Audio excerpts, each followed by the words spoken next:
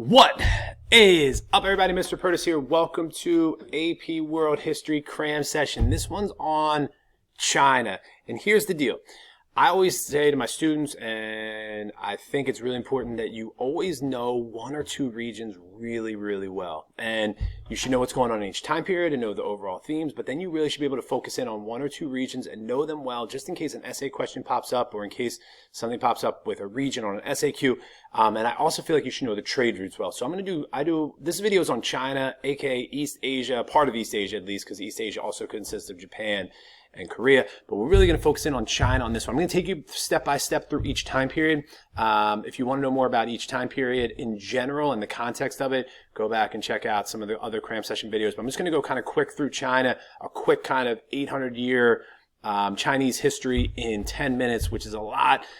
If you want to know more specific stuff, go back and watch the original videos where I go into more detail, but I'm really just trying to give a quick overview, quick basis of this. So from 1200 to 1450, this is really the time period of these regional kingdoms or regional empires. And there's three kind of separate periods going on in Chinese history within this. The first one is the Song Dynasty, and this was kind of in Unit 1, which really is from 960 until 1279. Those dates aren't important, but I just want to kind of put it into a little context of how long things are. You don't need to memorize those dates in any way, shape, or form. So around circa 1200 to 1450, the first part of this is the Song Dynasty. This is kind of your traditional Chinese ways. They have Confucianism, the civil service exam. They have Confucian scholars who are at the top. At the bottom are the merchants, so merchant activity isn't promoted, but we also have the mandate of heaven. But with all that going on, even though merchants are kind of low and like the Chinese culturally don't like outsiders, there is trade. Like the government realizes that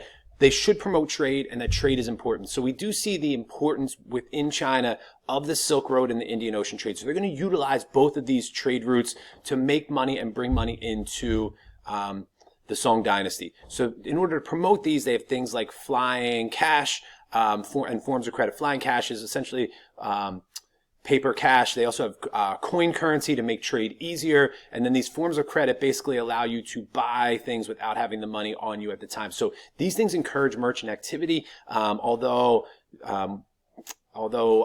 like merchants are at the bottom, so we're not promoting, I keep saying this over and over, but we're not promoting merchant activity, for example, like the Muslim Empire was and Muslim merchant activity was at the time. With this, also in the Song Dynasty, there's these huge advancements under the Tang and the Song, and the Tang came before the Song, but we don't need to know that for here. We have advancements in porcelain and textiles, and people like, kind of that fancy China, cotton-made products or textiles. We also have advancements in navigational technology, so better ship-making skills, compass, astrolabe, things like that are going to go out of China along the Silk Road and eventually find their way into the Muslim Empire and then make their way up into Europe. We also have iron and steel and the Grand Canal, which connects northern and southern China together. So there's a lot going on in the Song Dynasty, huge advancements, and the key really is Confucianism, advancements, and trade routes. And then the Song is overthrown by the Mongols. We all remember the Mongols, and the Mongols take over China, and the Mongols kind of flip China into what it has been historically. They do keep the mandate of heaven and they do keep the dynastic cycle, and their name, the Yuan dynasty, is a Chinese name. However, they are going to change the social class structure. They move the merchants up top to improve to bring merchants up and improve their social status. So that's showing promotion of trade. Also, the Silk Road is going to be the primary trade.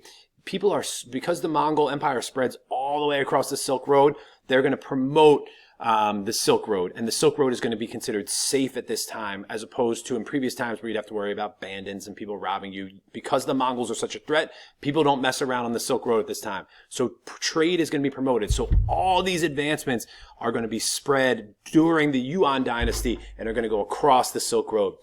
With trade always comes disease. So increased interaction always leads to increased disease, and we're going to see the Black Death spread across the Silk Road during the Mongol rule, which is going to be one thing that leads to the Mongols declining, along with their attempted invasion of Japan, in which they failed twice unsuccessfully.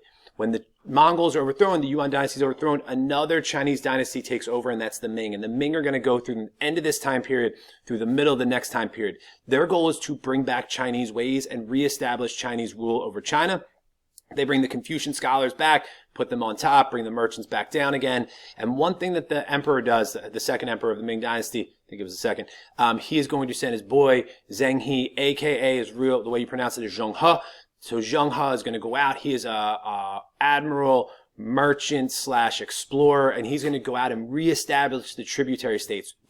The tributary states are, you go out, you go to an area and you say either you pay us money or we're going to invade you, and you have like 1,000 ships behind you, and everyone's like, all right, we'll just pay you. And then someone has to go and kowtow and swear allegiance. Kowtow is to kneel down and give a little bow to the Chinese emperor. That exploration is going to go until 1421. In 1421, the Chinese close themselves back off again. They're like, we got the tributary states back.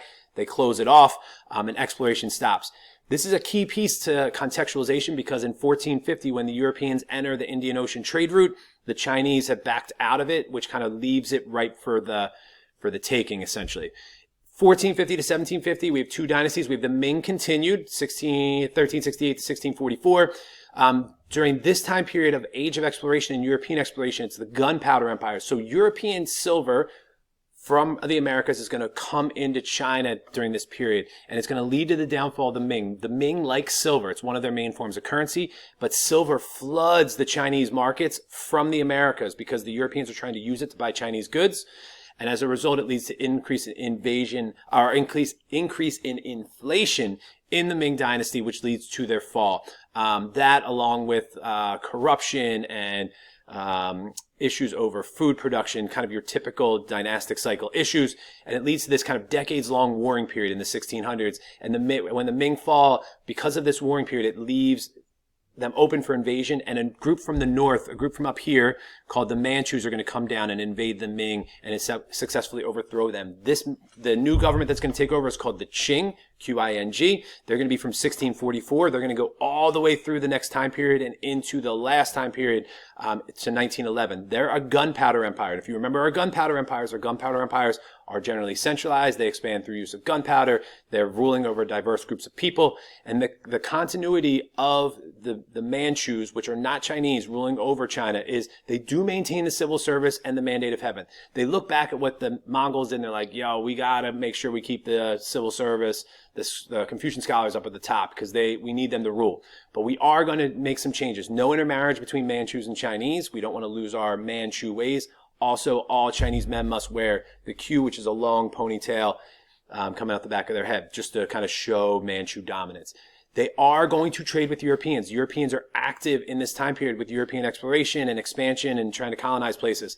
But they are going to keep them limited. They don't let them just come in and walk around China wherever they want. They're isolated in city areas. So if you come to Nanjing, for example, you only have like a 3 or 4 block radius if you're a European where you're allowed to trade. And if you step foot outside that zone, you're arrested. So we're going to limit foreign interaction, and the focus during this period really becomes on the Indian Ocean. The Silk Road is going to start declining with improvements of ship making and map making and technologies.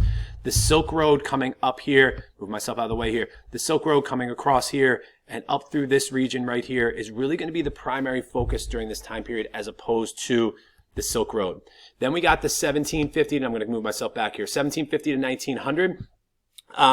This is the time period of the Enlightenment and Industrialization and imperialism. The Qing is not immune to this, and the Qing continues on into this time period. The Europeans are industrializing in this period, and the Chinese are not.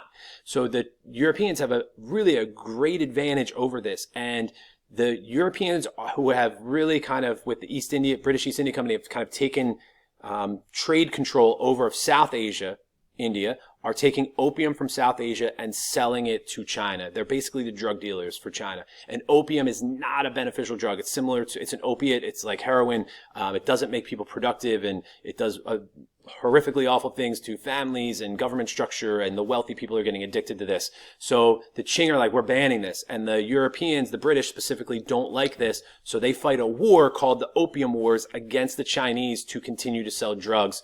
And as a result, the Europeans who are industrialized are going to win, which is really a common theme in this entire period and the next time period.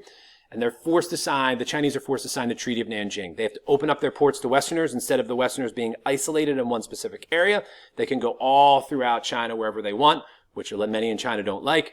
They are forced to pay reparations for the opium that they destroyed when they banned it. And they have to turn over Hong Kong to Great Britain until 1997. This is going to lead to a reform in China. China's kind of like, yo, bro, we're not in good shape. We got to do something about this. And it's called the self-strengthening movement. So they're going to reform to attempt to industrialize. They try and blend Confucianism ways. So we don't want to lose our Chinese ways, but we also want to become westernized. But they don't fully westernize with this, so it really doesn't, it's not successful. We're going to see some rebellions, specifically with the Boxer Rebellion, where a group of Chinese rise up because they don't like this Western influence and they feel like they're losing their Chinese ways, and they try and fight against the Westerners, which was unsuccessful. We're eventually going to have the fall of the Qing in 1911.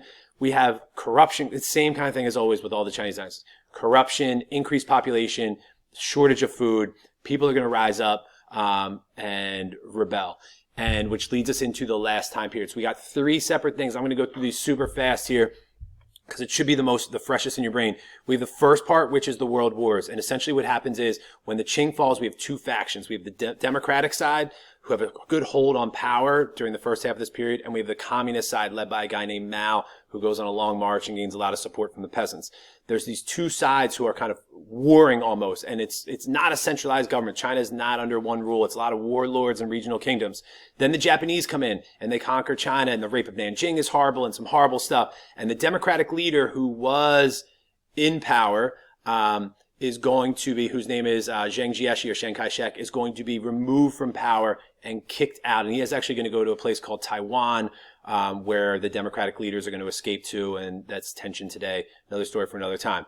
When the war is over, Mao rises. When World War II ends and the Japanese are kicked out, Mao rises to power. And Mao Zedong is a communist leader, and he's going to use Stalin's blueprint. So he's going to take what Stalin did in the Soviet Union and attempt to apply that to China. So he's going to have a 5-year plan, which he calls the Great Leap Forward, which is unsuccessful. He's going to form collective farms where all the peasants have to work on one farm together, increase women's rights, totalitarianism. He's going to ban Confucianism. So that's his plans, very similar to what Stalin did on the Russian side of things in the Soviet Union. However, in China, it's unsuccessful. His plans to industrialize are horrible. It doesn't work out in China for a whole bunch of reasons that we don't need to know here. And it's going to lead to the death of 20 to 30 million people. So we have this huge death toll, both people who are forced into famine, people who are killed under this communist regime, and the attempts to industrialize are unsuccessful.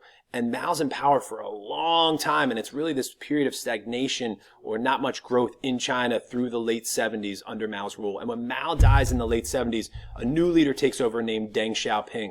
And Deng is going to take over and really is kind of what are called liberalization economically. That's a good word to use in the AP exam, liberalization. It's more freedoms economically in China. So we're going to have a more capitalist economy under Deng Xiaoping. More economic freedom, private ownership, foreign government, investment into China. And this works. China becomes economically advanced, and they really boom in the late 80s and into the 21st century as a result of this, which is where a lot of manufacturing is today. A lot of products are made in China as a result of this economic boom. However, one side with this, there's